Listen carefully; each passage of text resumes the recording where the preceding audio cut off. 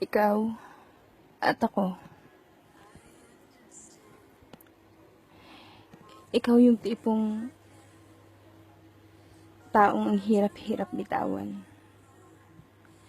Ikaw yung tipo ng pagmamahal, hahanapin kahit saan.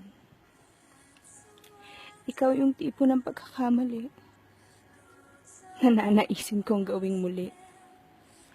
Ikaw at ako. Kaso, walang tayo. Napakadaming tanong, pero walang kasagutan. Bakit kailangan pang pagtakpuin ng tadhana kung di naman pala para sa isa't isa? Minsan, may taong darating na kahit anong gawin, hindi mo na magawang limutin. Tamang tao, maling panahon. Bakit nangyari sa hindi inaasahang pagkakataon? Bakit nga ba may ganitong sitwasyon? Isa ako sa pinagkaitan ng panahon para mahalin ang taong gusto ko ngayon. Sadya talaga mapaglaro ang panahon. Tang-inang tadhana yan, oh. Konti na lang. Malapit na akong mapikon sa'yo.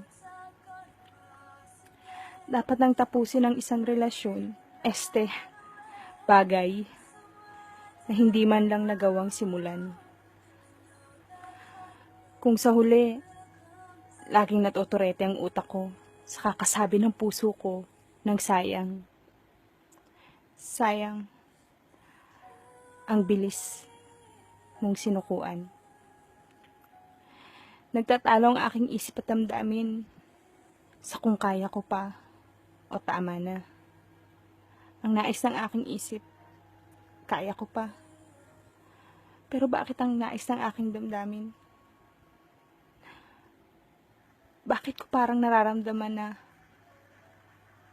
hindi ko nakakayanin pa? Sana magising na ako sa katotohanan hindi niya ako mamahalin. Naalala ko ng panahong umamin ako sa'yo ng aking nararamdaman.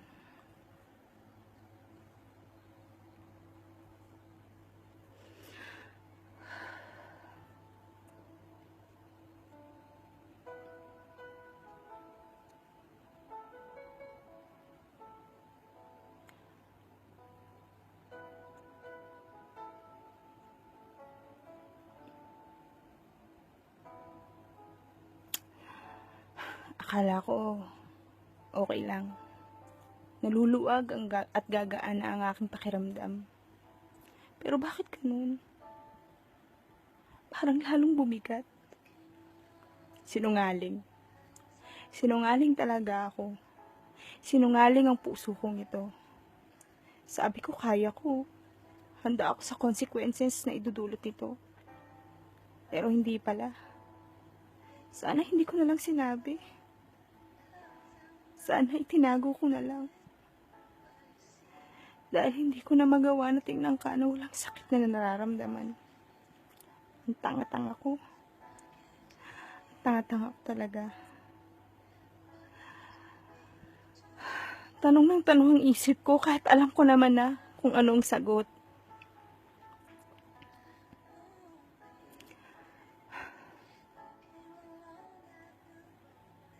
Sinungaling. Sinungaling talaga ako. Sinungaling ang puso kong ito. Sabi ko, last na to. Huli na talaga. Nagawa ko nang amburahin lahat eh. Lahat-lahat ng larawan na nakasave sa gallery ko na hindi ko napapansin na puro ikaw. Ikaw na lang pala. Ikaw na lang pala ang umuukupan nito. Nagawa ko ng burahin ang mga convo natin sa messenger para mapigilan kong sarili ko na tumigil na sa kakastok sa'yo. Kung online ka ba o hindi, para mapigilan kong sarili ko na wag nang mag-message sa'yo. Dumating pa nga na wrong send ako sa'yo dahil sa kakatitik ko sa messenger mo. Ang tanga lang. Tanga, di ba? Alam mo ba ng gabing yun, buo na ang loob ko, nakalimutan ka. Nang gabing yun, nakaya ko na ding burahin ang ilang video natin sa telepono ko. Pero kainis. Nang pagising ko ng umaga, pangalan mo agad ang aking nakita. Simpleng magandang umaga lang at sagot mo sa wrong send ko sa'yo. Wala. Back to zero na naman ako. Nakangiti na naman ako.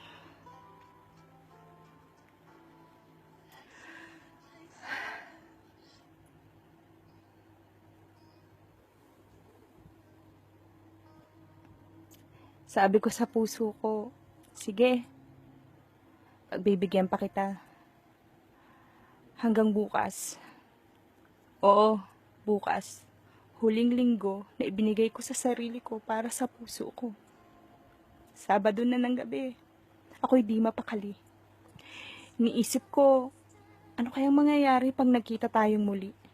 Matapos sa nakakahiyang pag-amin ko sa'yo ng aking nararamdaman. Ang daming pumasok sa isip ko na gusto kong gawin sa huling linggo na yun. Pero ang tanga ko. Ni isa, wala akong nagawa. Linggo na. Heto na, makikita na kita at makakasama. Sabi ng puso ko, last na to. Last na talaga. Yun na nga. Nakita na tayo. Pinipilit na maging normal at kagaya ng dati. Pero hindi ko pala kaya. Hindi ako makatingin sa'yo at umiiwas ng konti. Konti lang. Para hindi nila mahalata. Yan na. Manunod na tayo ng sine. At lintik na tadhana yan. Tayo pa talagang magkatabi. Habang sila nasa unahan natin at tayo nasa likod. Ang ganda ng palabas. The Mummy. Akala ko fantasy action siya. Drama pala. Dahil habang nakatutok ako sa screen, ang nakikita kong kwento, yung kwento ng puso ko. Ba't ganun? Ang lapit-lapit mo, pero parang ang layo-layo. Katabi lang kita, pero pakiramdam ko sobrang layo mo. Yung popcorn na nasa ating gitna, na kulang na lang magsalita, napansinin nyo naman ako. Yung inumin natin, na siya lang ang ating pinapansin. Isang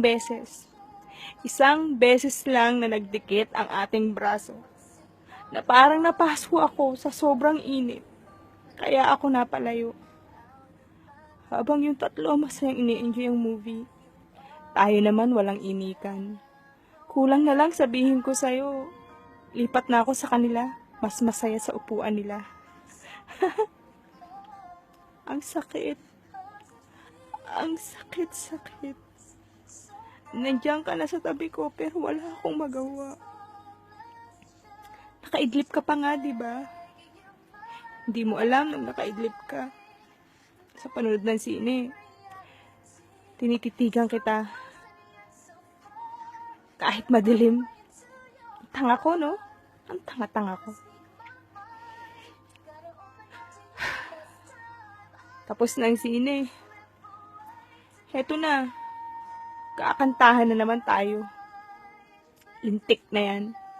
Dahil dyan kaya ako ngayon nahihirapan. Habang naglalakad tayo papunta sa KTV, gusto ko sana ikaw yung makasabay ko. Hawakan ang kamay mo. Kausapin ka gaya ng dati. Magpa-picture na kasama ka. Gusto ko sana sulitin ang huling gabing ito.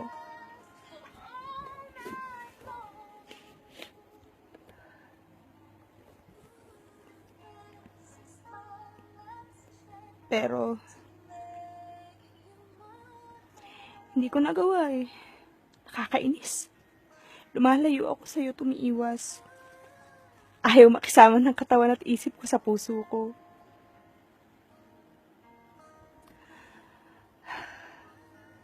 Kasi natatakot ako.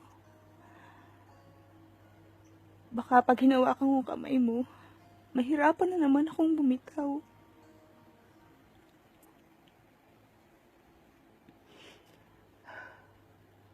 Akala mo, okay lang ako. Pero hindi. Ang sakit-sakit. Lalo na nang pinakanta mo sa akin. Ang kantang dumudurog sa puso.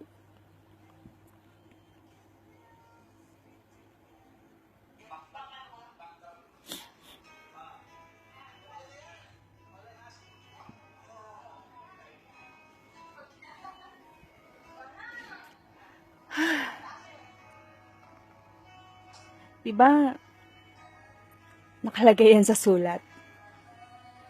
Yung all I ask. Hindi ko alam kung napansin mo. Sa bawat pagbigkas ko ng mga linya ng kanta na yan, parang sinasaksak ang puso ko sa sakit. At sumabay ka pa talaga. Kung alam mo lang, sa kalagitnaan na ng kanta,